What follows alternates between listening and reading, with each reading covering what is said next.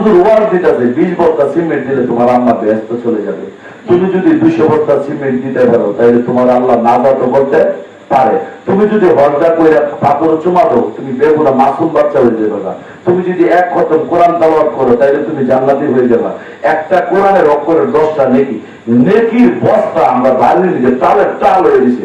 আমার বড় ভাইরা পাঠ করতে আর ডরায় না, করে যাই পাঠ করছি সারালাম, যদি হরদাই তারই কাম মানে না। একবার পাথর চুমা দেন সুস্যা সব গুণা রেখে দিবে। এই আর আমাদের পাপের উৎস।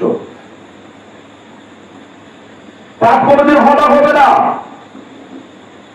শুধু মুমিন বান্দার পাপ ক্ষমা হবে।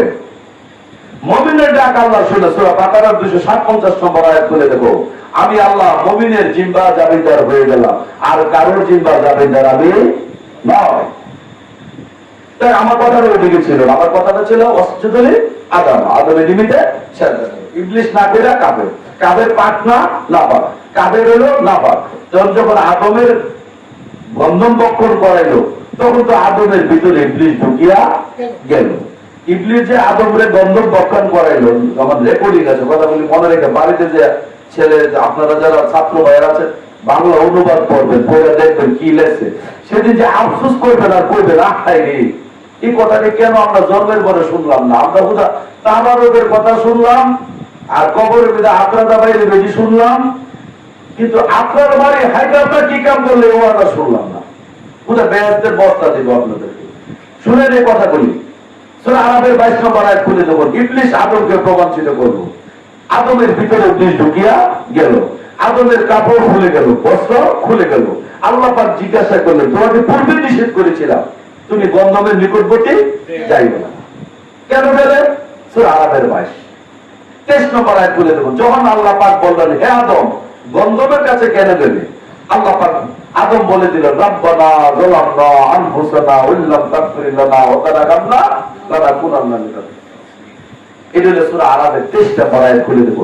যখন বলল তুমি গন্ধমের কাছে কেন গেলে, তোমার জন্য আগে নিষেধ করেছিলাম। আদম নবী এই কথা বলেন না, ইবলিশে নিছিল আর কি সে এই ধরনের কিছু বলেন না। আদম নবী নিজে বলে দিলেন আল্লাহ যাওয়াটা আমার ভুল হয়েছে, আমি আমার নফসের সাথে অন্যায় করেছি, আমি আমার নিজের সাথে অন্যায় করেছি, তুমি মহান, তুমি যদি মাফ না করো আমি জালিমের অন্তর্ভুক্ত হয়ে যাব, তুমি আল্লাহ আমাকে মাফ করিয়া দাও। একই কথা ইবলিশকে জিজ্ঞাসা করলো, হে ইবলিশ, সূরা সাদের 72 নম্বর আয়াত বলে দেব, আমি নিজ হাত দ্বারা যাকে বানাইলাম কে তোমার নিষেধ করলো সেটা না তো? ইবলিশ বলল আমার চোখের সামনে পচা নর্দমে ঠনঠনে মাটির দ্বারা যাকে বানাইলে তাকে আমি শ্রদ্ধা করবো না। সূরা আরাফের 12 নম্বর আয়াত খুলে দেব, সে হয়েছে মাটির আমি হয়েছে আগুনের। এই বাহাদুরি যখন দেখাইলো, আল্লাহর যখন যুক্তি দেখাইলো, তখন আল্লাহ বললো তুমি কাফের হইয়া গেছো। অন্যায় করা দুইটা, শ্রদ্ধা দিল না ইবলিশ, এটা অন্যায়। আদম নবী গন্ধম বক্ষণ করলো, এটাও আদমের যে আল্লাহ ইবলিশের এক আল্লাহ হইয়া বিচার করলো কয়টা? দুইটা। আদমরে জিজ্ঞাসা করলো তুমি কেন নিষিদ্ধ বৃক্ষের কাছে গেলা? আদম বলল রব্বানা যালামনা আনফুসানা ওয়াল্লাম তাগফির লানা। আদম কি বললো?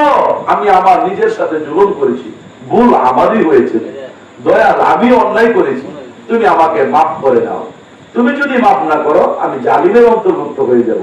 আল্লাহ পাক বললেন বাহ, অন্যায় করেছো বলতে দেরি, আজিজি হইতে দেরি নাই, যাও তোমাকে মাফ করে দিলাম। আল্লাহ যে আদমকে মাফ করে দিল, এটা কোন আয়াত? সূরা তাহার 122 নম্বর আয়াত খুলে দেখো, আল্লাহ কই যাও তোমার তওবা কবুল করে নিলাম, তোমাকে মাফ করে দিলাম। ইবলিশে আমি মাফ, সূরা তাহার 122 নম্বর আয়াত, সূরা তাহার 122 মাফ করে দিল। এখন নবী সাহেব তুমি বলো আদম নবী 350 বছর কাঁদছি, কোরআনে তো এই কথা লেখা নাই। 350 বছর যদি আদম নবীকে আল্লাহ পাক কান্দায়, আল্লাহর নামের আগে টাইটেল আছে রাহমানুর রহিম, গাফফারুর রহিম, তিনি দয়াবান, তিনি ক্ষমতাসীন, তিনি উদার, সে নামগুলি মিথ্যা হয়ে যায়। বন্ধুরে কোনদিন আদম নিজ হাতে বানায়া 350 বছর কান্দাইতে পারে না। আর আদমকে বানাইছে জমিনের উদ্দেশ্যে, জমিনের নবী, যদি জমিনের উদ্দেশ্যে জমিনের প্রতিনিধি হয় 350 বছর যদি আদমকে কান্দায়, তাহলে 350 বছর যে আরেকটা নবী তৈরি করন লাগে। কোরআনে তো আসে নাই আদমের বানানোর পরে 350 বছরের জন্য একজন নবী বানাইছিল, তাই না? কই আর কত বছরে নিয়ে আমরা এই দোকানে দিবা? 350 বছর আদম নবী কান্দে নাই। আদম নবীকে জিজ্ঞাসা করে সাথে সাথে আদম নবী মোনাজাত করলেন, আমি ভুল করেছি, অন্যায় করেছি, তুমি মাফ করে দাও। আল্লাহ সাথে সাথে মাফ করে দিলেন। সূরা তাহার 122 নম্বর আয়াত। তখন আদম নবী বললেন যে আমার ভিতরে নাফাক কাফের আছে, আমি কাফের পরিচয় কাকে ইবলিশ নাফাক। আগেরই কথা ছিল আমি যদি আদমকে ওসওয়াসা দিতে পারি তাইলে আদমের ভিতরে ঢুকিয়া যাব। এখন আদমের ভিতরে কি আর আদম আছে না ইবলিশও আছে? তা আদম নবীকে বানাইছিল বেহেশতের মধ্যে, বেহেশতের মধ্যে কি ইবলিশ থাকতে পারে? ইবলিশ তো নাফাক। তখন আল্লাহ পাক বলে দিলেন সূরা তাহার 123 নম্বর আয়াত খুলে দেব, তোমরা একে অপরের শত্রু রূপে জান্নাত থেকে নামাই দিলাম। আদম নবী বললেন আল্লাহ তুমি আমাকে জান্নাত থেকে নামাও কেন? বন্ধু তোমাকে জান্নাতে রাখতে চাই, কিন্তু তোমার ভিতরে ইবলিশ ঢুকে গেছে। তোমাকে যদি জান্নাতে রাখি ইবলিশেরও রাহন লাগে, কারণ ইবলিশ তো কাফের, কাফের কোনোদিন জান্নাতে থাকতে। বুঝতে পেরেছে আমার কথাগুলি? সেদিন আদম নবীকে নামাই দিল। আদম নবী জমিনের মধ্যে আয়েশা বলল, আল্লাহ তুমি আমার নবুয়ত ফিরিয়ে দিলা, মানলাম, আমার তওবা কবুল করলাম, মানলাম, আমাকে মনোনীত করলাম, মানলাম, কিন্তু সমস্যা একটা, ইবলিশ যে আমার ভিতরে ঢুকলে গেলে বাইরে ফিরে দেব। আল্লাহ পাক বলে দিলেন না। সূরা হিজরের 37 নম্বর আয়াত খুলে দেব, ইবলিশের লোক অঙ্গীকারবদ্ধ। ইবলিশ বলছিল আমি আদমের ভিতরে ঢুকে কিয়ামত পর্যন্ত থাকবো, আমি যদি জোর করে আদমের ভিতর থেকে ইবলিশের বাইর করে দিই, এটা আমার নেই বিচার থাকে না। আমি সুতরাং ইবলিশের সাথে কথা দিয়েছি, ওয়াদা দিয়েছি, ইবলিশ তোমার ভিতরে ঢুকলো, তোমার ভিতরে থাকবো, তবে আদম তুমি কোনো টেনশন করিও না। সূরা বাকারার 37 নম্বর আয়াত খুলে দেখো, আমার কাছ থেকে একটা বাণী আসবে, ওই বাণীটা যখন তুমি গ্রহণ করবে তখন তুমি পবিত্র হইয়া। আদম নবীকে জমিনে নামাই দিল। জমিনে আদম নবী বিচরণ করতেছে, বাণীর অপেক্ষায় রইল। বাণীটা কি আসলো? আমি আপনাদের কাছে একটা কথা জিজ্ঞাসা করি, জানতে চাই, একটা বাড়িতে যদি সাপ ঢুকে, গর্তের ভিতরে সাপ আছে, যদি না মারেন রাত্রেবেলা আপনার বাচ্চারে কামড় দিতে, আপনারও কামড় দিতে, আর যদি মারতে যান গর্তের ভিতর থেকে মারা সম্ভব, কি করতে হবে? সেদিন আপনি উজার কাছে যান, উজা বলে দিল কাজ করো, বলে কি এমন একটা গাছ আছে এটা দুর্গন্ধ ইবলিশ সাপ সহ্য করতে, তুমি এই গাছটা দিয়ে ঘরের ভিতরে বাইন্ধা রাখো। যখন তুমি ঘরের ভিতরে বাইন্ধা রাখবা, ওই সাপটা এই দুর্গন্ধ সহ্য করতে পারবে না, সে দুর্গন্ধের কারণে সে চলে যাবে, তখন তোমার ঘরটা নিরাপদ।